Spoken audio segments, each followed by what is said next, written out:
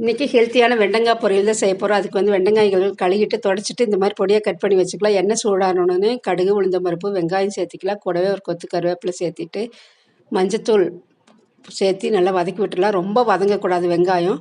இப்போ கட் பண்ணி வச்சுருக்கக்கூடிய வெண்டங்காய்களை சேர்த்து உப்பு கொஞ்சமாக சேர்த்திட்டு லிட்டு போட்டு மூடி வச்சிடலாம். நல்லா கலந்துட்டு இப்போ பாருங்கள், ஓப்பன் பண்ணி பார்த்தீங்கன்னா கலர் மாறாமல் அப்படியே இருக்கும். நல்லா சாஃப்டாக குக் ஆகிடுச்சு பாருங்கள்.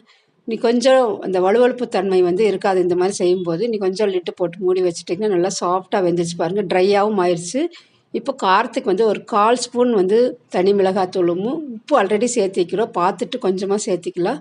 இப்போது 2 ஸ்பூன் அளவுக்கு வந்து தண்ணி தெளித்து விட்டுட்டு நல்லா கலந்து விட்டுடலாம். அந்த தண்ணி ட்ரை ஆகிற வரையிலும் விட்டுட்டு ஒரு டேஸ்டி மிக்ஸ் வந்து கடலைப்பருப்பு, உளுந்தம்பருப்பு, பூண்டு, காஞ்ச மிளகாய், பெருங்காயத்தூள் போட்டு ட்ரையாக வறுத்து அரைச்சி எடுத்து வச்சுக்கிறேன். இந்த மாதிரி எல்லா பொரியலுக்கும் நீங்கள் சேர்த்திட்டிங்கன்னா ரொம்ப நல்லாயிருக்கும். குழந்தைங்களும் விரும்பி சாப்பிடுவாங்க. நீங்களும் ஒரு தடவை ட்ரை பண்ணி பாருங்கள். தேங்க்யூ.